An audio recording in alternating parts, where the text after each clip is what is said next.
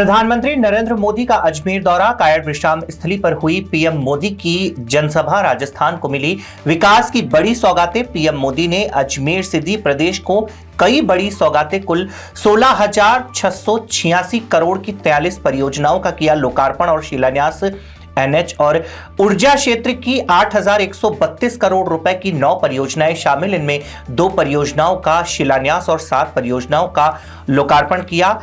PM Modi ने अपने संबोधन में कहा, अजमेर आस्था और शौर्य की धरती है, यहां तीर्थ भी है, क्रांतिकारियों के पद चिन्ह हैं। मेजर दलपत सिंह के शौर्य को इजराइल के लोग आज भी गौरव से याद करते हैं। मुझे संतोष है आज राजस्थान विकास के नए पथ पर अग्रसर है, कहा पीएम मोदी ने। अजमेर में प्रधानमंत्री की जनसभा पर दरगाह से जुड़ा बयान चर्चा में सैयद सरवर चिश्ती ने प्रधानमंत्री नरेंद्र मोदी को डेमोक्रेटिक कंट्री के इलेक्ट्रिक पीएम बताते हुए कहा, उनके दरगाह आने या ना आने से गरीब नवाज के दरबार का गौरव कम नहीं होता। उन्होंने कहा, कायड़ विश्राम स्थल दरगाह कमेटी के अधीन है और यह गरीब नवाज की जमीन है। तंज कसते हुए उन्होंने कहा कि दरगाह की जमीन का उपयोग हो, लेकिन दरगाह में हाजिरी ना दी जाए तो यह गुड़ खाए और गुलगुलों से परहेज जैसा है।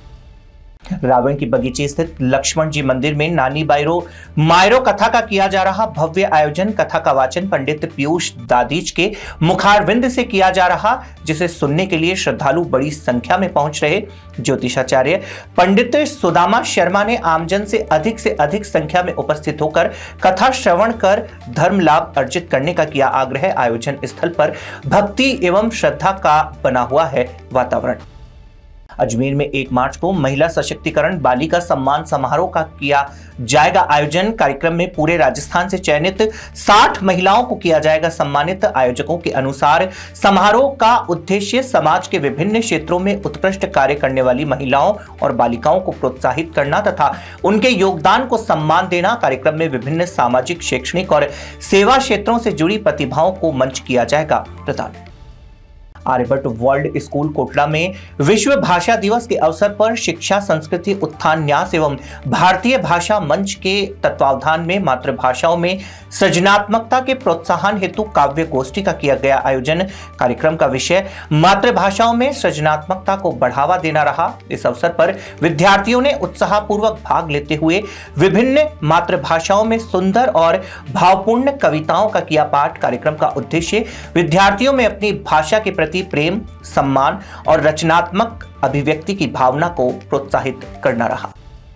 पंजाब नेशनल बैंक रामगंज शाखा के बाहर बढ़ते अतिक्रमण से ग्राहकों को भारी परेशानी का करना पड़ रहा सामना। बैंक के मुख्य प्रवेश द्वार और पार्किंग क्षेत्र में अव्यवस्था के कारण आवागमन हो रहा बाधित, जिससे आए दिन विवाद की स्थिति बन रही। स्थानीय लोगों का आरोप कि हाल ही में अव्यवस्थित मार्ग के कारण एक बुजुर्ग महिला फिसलकर घायल हो गई, लेकिन अब तक कोई ठोस कार्यवाही नहीं की गई। अजमेर के Gurukul public senior secondary school Bhajanganj शाखा में शनिवार को विभिन्न जागरूकता सत्रों को किया गया आयोजित। कार्यक्रम सुबह 9:30 बजे स्कूल परिसर में हुआ प्रारंभ। कार्यक्रम के तहत कक्षा 4 तक के विद्यार्थियों के लिए हाइजीन हीरो विषय पर सत्र किया गया आयोजित, जिसमें शिप्रा बंसल ने किया संचालन। वहीं कक्षा 6 से 9 तक के विद्यार्थियों के लिए मेंटल हेल्थ अवेयरनेस विषय पर कार्यक्रम हुआ आयोजित। विश्व मातृभाषा दिवस 21 फरवरी के उपलक्ष्य में Aryabhatta world senior secondary school चाची आवास में मातृभाषाओं के प्रोत्साहन हेतु विभिन्न रचनात्मक कार्यक्रमों का किया गया भव्य आयोजन। कार्यक्रमों का उद्देश्य विद्यार्थियों और अभिभावकों में मातृभाषा के लिए प्रति जागरूकता बढ़ाना तथा स्वभाषा में अभिव्यक्ति के विषय रहे। विद्यालय प्रशासन ने कहा कि मातृभाषा अभिव्यक्ति की जड़ों से जुड़ाव का है माध्यम और इसका संरक्षण व संवर्धन सभी की सामूहिक जिम्मेदारी। कार्यक्रमों में विद्यार्थियों ने उत्साहपूर्वक भाग लेकर मातृभाषा के प्रति अपनी प्रतिबद्धता की व्यक्त। अजमेर के वरुण सागर रोड स्थित चामुंडा माता मंदिर में चामुंडा मातृशक्ति मंडल के तत्वावधान में भव्य फाग महोत्सव धूमधाम से मनाया गया। कार्यक्रम के दौरान भजनों की मधुर धुन पर महिलाओं ने राधा कृष्ण संग फूलों की होली खेली। श्रद्धालुओं की उपस्थिति में मंदिर परिसर भक्ति, उल्लास और रंगों की उमंग से गूंज उठा। आयोजन ने सभी को आध्यात्मिक आनंद और उत्साह से भर दिया। रिजू झुनझुनवाला ने आज किशनगढ़ एयरपोर्ट पर प्रधानमंत्री नरेंद्र मोदी से शिष्टाचार भेंट कर किया उनका स्वागत। इस दौरान जवाहर फाउंडेशन के संस्थापक अध्यक्ष रिजू झुनझुनवाला ने प्रधानमंत्री को संस्था द्वारा सामाजिक सरोकार के क्षेत्र में किए जा रहे कार्यों की दी जानकारी। जवाहर फाउंडेशन द्वारा राजस्थान में 11 स्वाभिमान भोज रसोई की जा रही संचालित, जहां 1 रुपया दीजिए स्वाभिमान से भोजन कीजिए अभियान के तहत जरूरतमंदों को भोजन कराया जाता है उपलब्ध।